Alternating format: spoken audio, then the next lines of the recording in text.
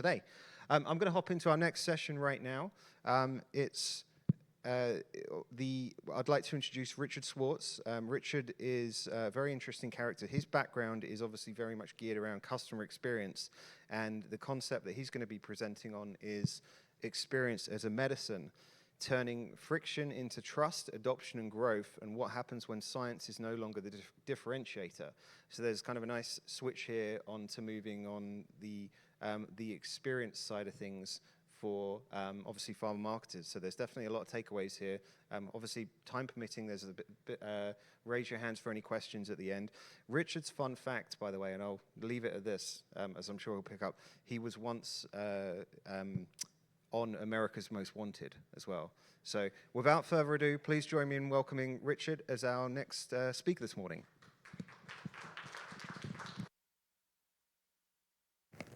Thank you. I didn't realize that cocktail hour was for afterwards. So, thank you. It's the green button, Simon? Yes. Good morning. Wow, a lot of familiar faces. Let's get started. So what if I told you that up to 70% of product preference, adherence, clinical impact was a placebo? What if I told you that? Probably one of your first questions would be, what do you mean by placebo?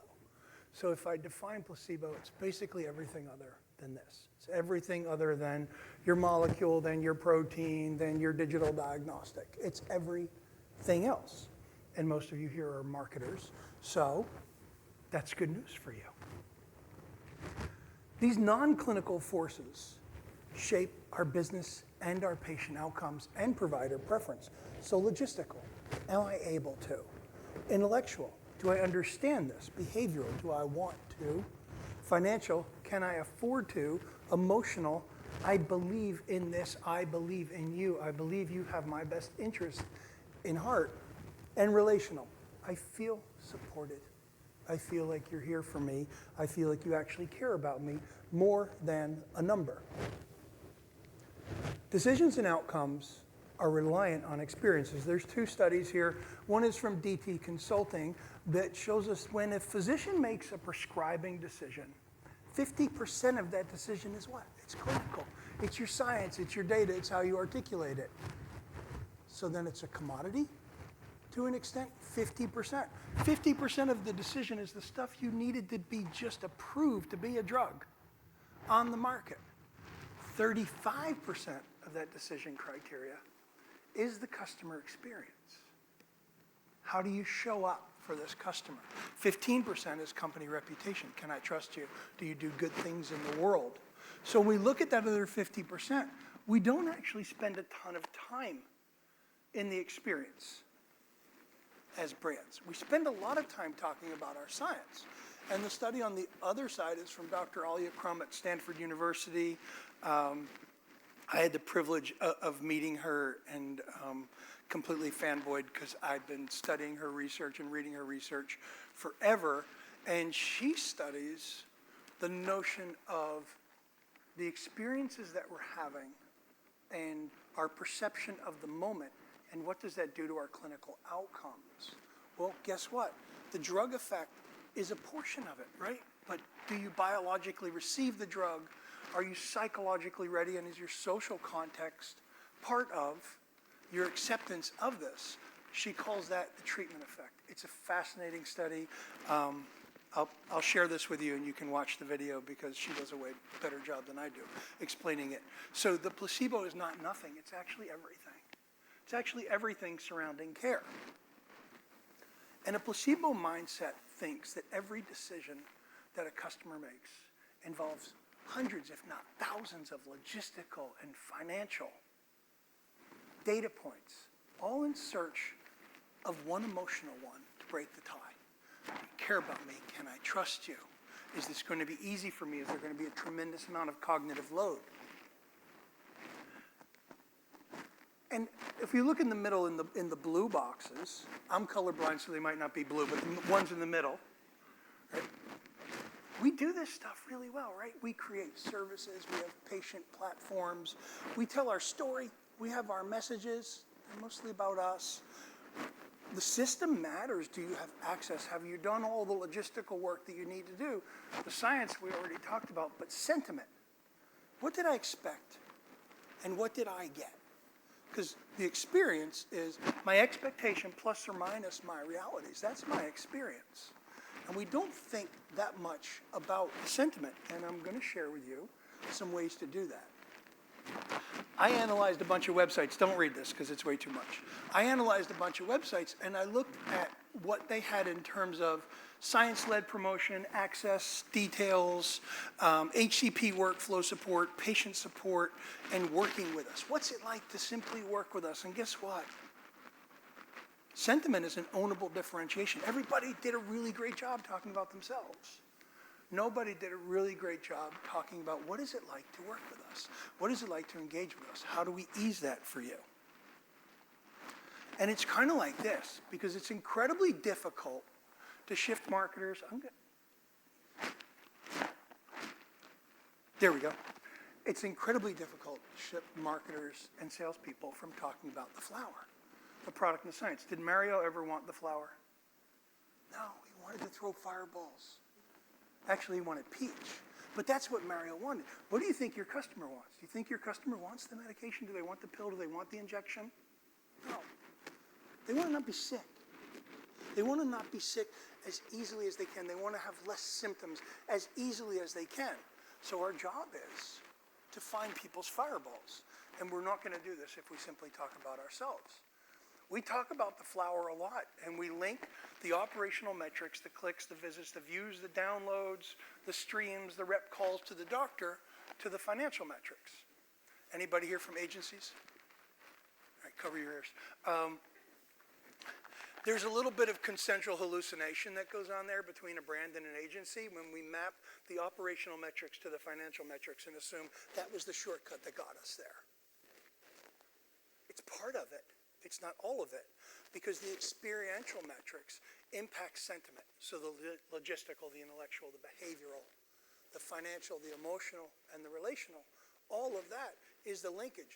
Those are the customer fireballs that link the operational data, understanding the experiential data, to make the financial data scalable and repeatable.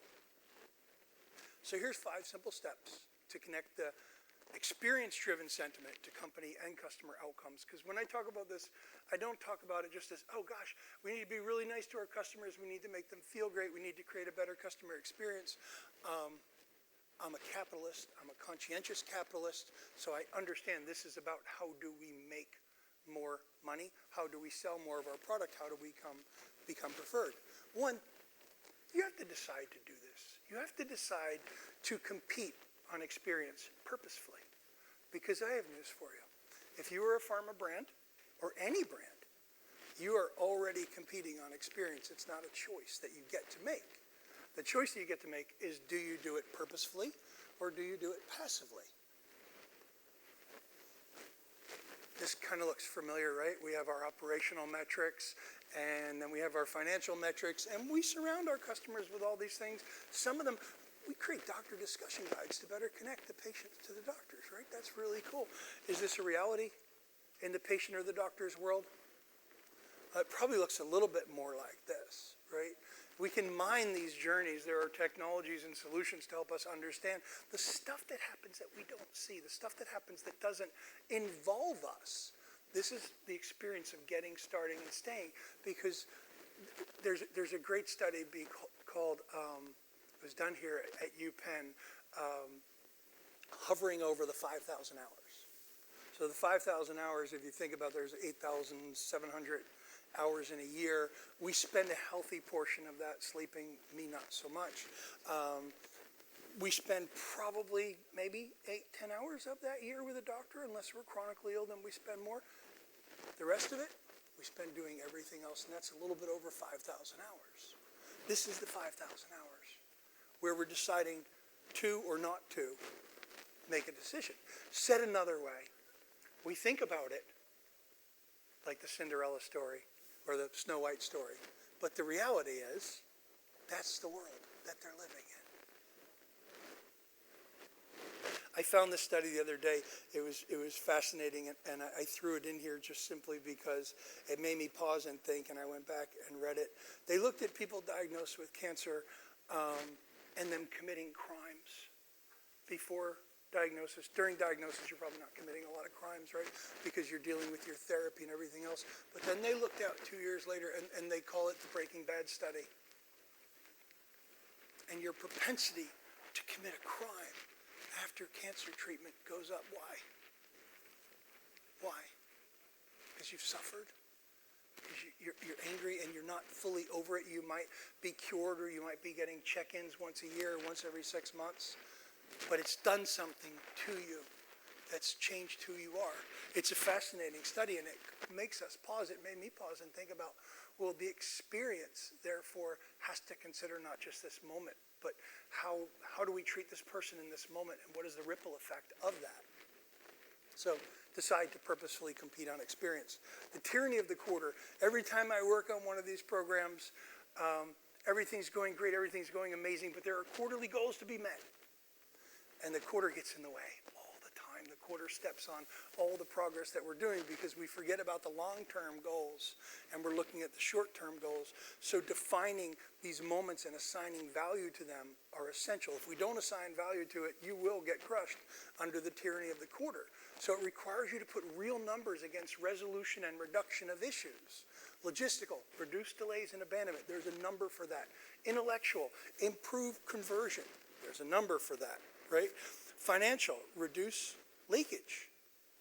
There's a number for that. Efficiencies in customer acquisition. Emotional and relational, improves persistence, improves trust, improves loyalty. These placebos surrounding your product actually have numbers that we can measure. They're also numbers that we can manage. So, define the moments and assign value to them. Going a step deeper on goal alignment. These goals alone are going to force you to design for scoring and for measuring the operational metrics. But when we start to think about reducing abandonment, improving persistence, driving initiation, that's great. But what is the customer's goal? How is the customer's thinking? And are we layering this into our goals? So improving persistence, I feel somebody really cares. The customer needs that. The customer wants that. What do we need to do then? Expectation setting and follow-up. This is what it's going to be like. This part of it's going to kind of suck, but we're going to help manage it, and we're working on this part. And then following up with these people to make sure they feel like you actually care. So, your turn. If your goal is X, the customer needs 2. So the experience must, therefore, and we'll know it worked, or it is working, when we see these numbers moving, we see these numbers start to impact. These are important steps to take if you're going to do this. So, go deeper on goal alignment. Define a persona of preference. If science is on everyone's side, what ownable persona in the customer's world would they value most? Which can you connect back to value? So lifetime value, customer acquisition cost, churn. What persona is that customer looking for? They're looking for somebody to just make it super clear. And are you doing that? Are they looking for a confidence builder? Are they looking for somebody that's simply more helpful to them? I've created an index I call the Helpfulness Index that measures clarity and simplicity. Were you clear? Were you simplistic? Relevance. Are you showing up understanding me as a customer or as a patient? Are you understanding me? Is this relevant to me? Follow through. Do you do what you say you're going to do? That's a factor of trust, right? Do you do what you say you're going to do? And then confidence and compassion. Am I confident in you as a company? Am I confident in you as a service or a resource? And do you care? Do you actually demonstrate to me that you care? And these things lead to trust and momentum and emotional ease and preference. And they're all completely measurable, and they're all completely mappable back to financial impact.